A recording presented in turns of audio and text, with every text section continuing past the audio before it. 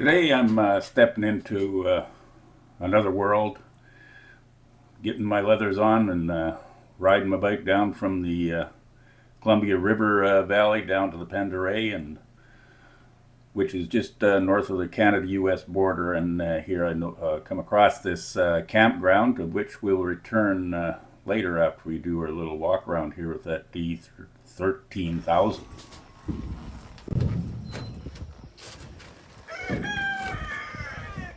Good morning, welcome back to the channel. This here is the 29th of May, I think it is, and I'm down here at the Penderay country, keeping company with the roosters in the background there. But I've just come to just take a look, see what we're going to need here to extricate this engine off this old dredge.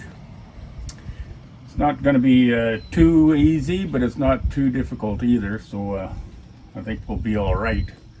I do have to source out, I believe, a spreader, because I'm going to have a set of lifting chains in these rear corners and lifting chains in these front corners, and I need something in between so it doesn't wipe out a whole bunch of smaller stuff. So if I get myself some sort of a spreader, I think I can find something. Just need a good chunk of I-beam. Maybe somebody, I can source out one just to rent it for the day or whatever. But anyway, this is what we got. I had to come down, just riding the bike around. As you can see, I'm not in bibs, I'm in leathers. So just riding around and just seeing what I gotta have for a quick. Coming into the property here for that D13,000 engine is pretty straightforward. It's a nice corner coming off of the highway there. It's a bit of an angle, and if I choose to go into this area, there's the big old barge over there with the engine on top of it. I'd have to go up into the yard and turn around and then just drive back out, sweep over there, which wouldn't be too bad. But it's sure busy. You guys got to watch for stuff laying about in the ground, but this is one option. There's trees, small trees, but just the same, they're too big for, and I don't think the property owner wants them cut down with a chainsaw, but they're too big to rub the truck against. On top of it, there's the big old boom from the barge, or dredge is actually what it is. It's a dredge. There's the big old boom that used to hang off the front, and some support booms laying in the grass here, so that's going to interfere with getting close. Another one on the opposite side here, it's going to stop us from getting really close. But then if I come in from the other side, I would have to back in, I believe. The hook truck can be parked alongside here pretty close. And trailer could be over in this area here. And swing our engines off this dredge. The smaller engine here is sitting right there that looks like an Ingersoll Rand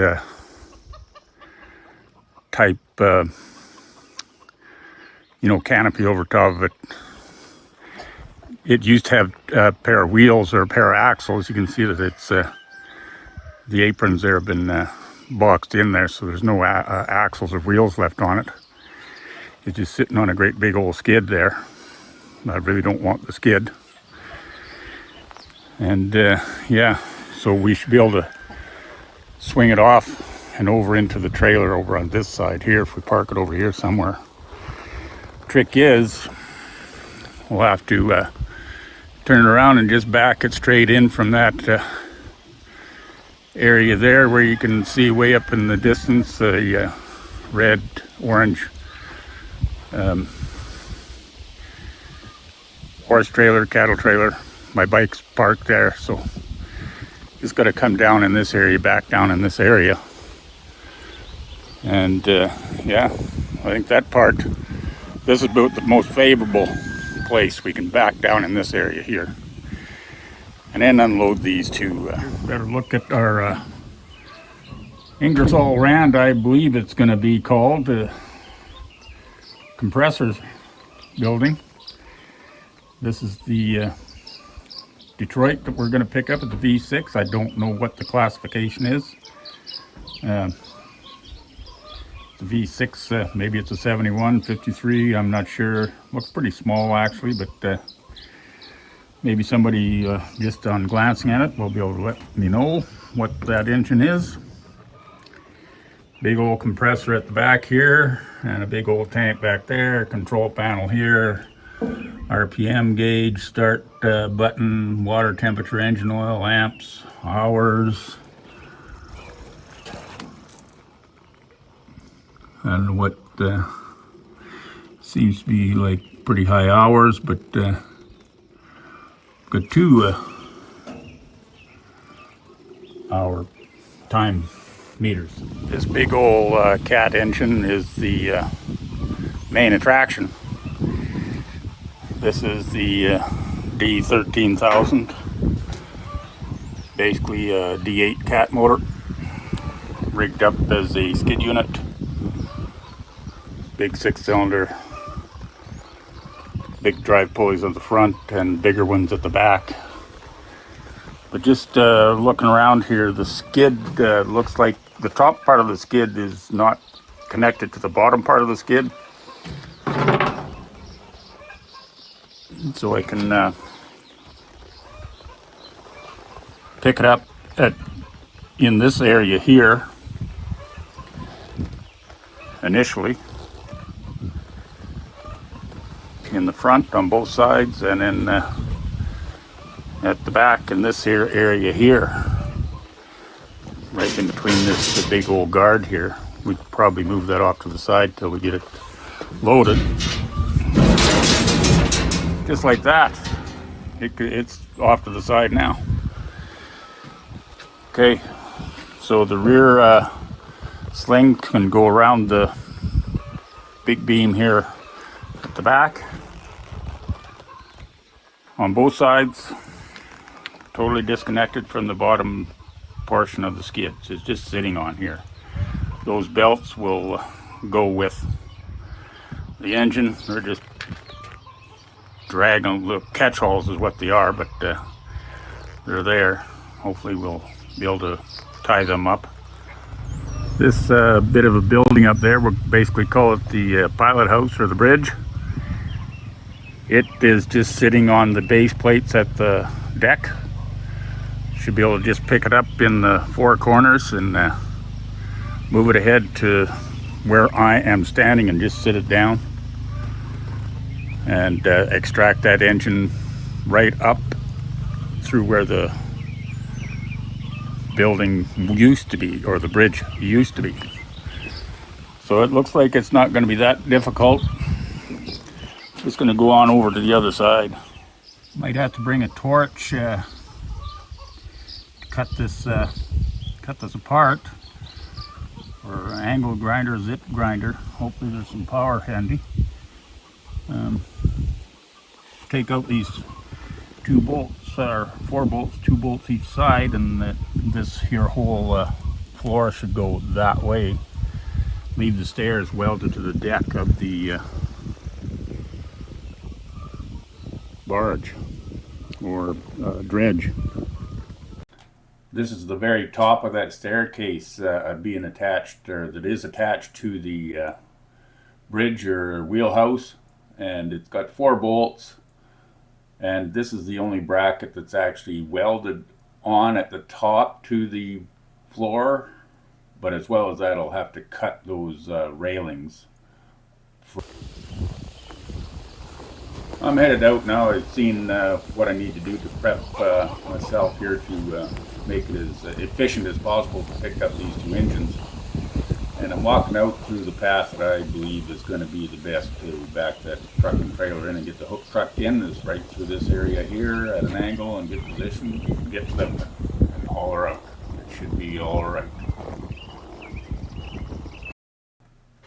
Just nicely on the highway headed north of the Nelway border crossing, and come across this here campsite sign, so we're going to do like it says and ride on in and check this thing out. As you ride in, the first thing that you'll see on your left is the Boondock Saloon, and it's just a little shelter, just 2 walls and a roof, and open at the back and the front. It's got some lounge chairs in it, etc., etc. Bar, fridge, keep your beer cool, whatever you want to do. And yeah, it's a gathering place for everybody once you're unpacked and all your tents and everything is set up and you're ready for the evening.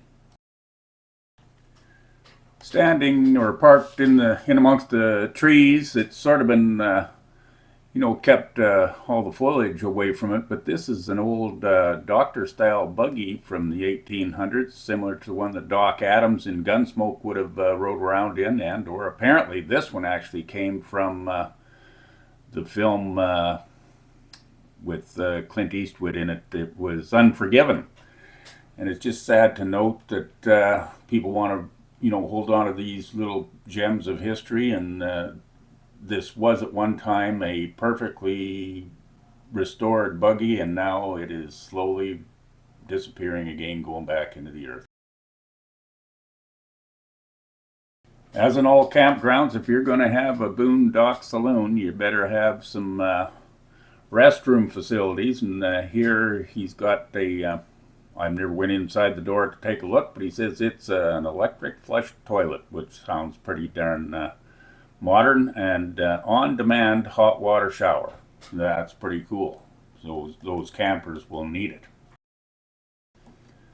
Tom is the owner of this place, and him and his wife are running it. I believe he said his wife's name was Robin, but I got no contact information. All you got to do is just run on by the highway north of the Nelway crossing and stop in. It's got 35 acres of meadow back there to put, even campers and motorhomes and tents of all sorts. Just pick a spot, put her down, and stay the night. I have no idea what he charges, but I understand it's through donations mostly.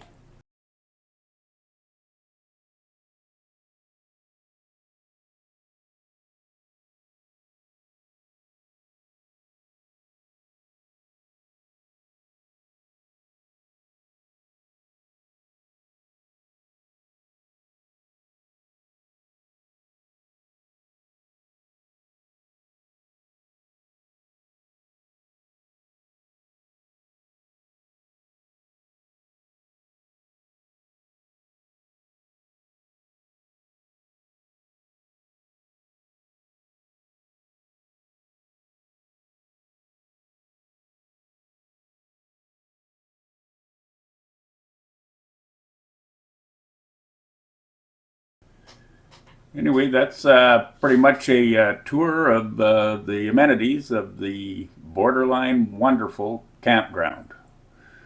He just, both Tom and Robin just started this campground, opened it up for the 1st of, I think he said the 1st of July last year. So they haven't even been open for 1 year, and he said he has no advertising whatsoever. He just got signs up at his entrance and maybe down toward the Nelway crossing, and over at the junction, leaving number 3 highway, going down to the highway toward the border. So he was pretty busy. He said last summer and fall, and then now with the current environment, even though it's raining today, that's not what's really keeping people away, but he does say that the business has dropped off to almost nil because of his location. He's just north of the border, and he says there's no traffic, and he doesn't really anticipate any traffic coming along, so he's not even going to really bother try to open up this thing for summer operations this year of 2025. So best of luck to Tom and Robin. Hope you can survive the storm, and we're going to continue on home, and hopefully we're going to beat the storm. Borderline wonderful, and when we moved here, that's the name that popped into my wife's head. Yeah, excellent. Yeah, so. Well, it's been great to meet you, Tom, and yeah, I got to carry on. So yeah, like I said, I'm just going to do a little bit of a video on this thing, and yeah, it'll all be good. This is what unloaded on me here at home. Just pouring. But anyway, that's all we got for now. We will catch you up on the next.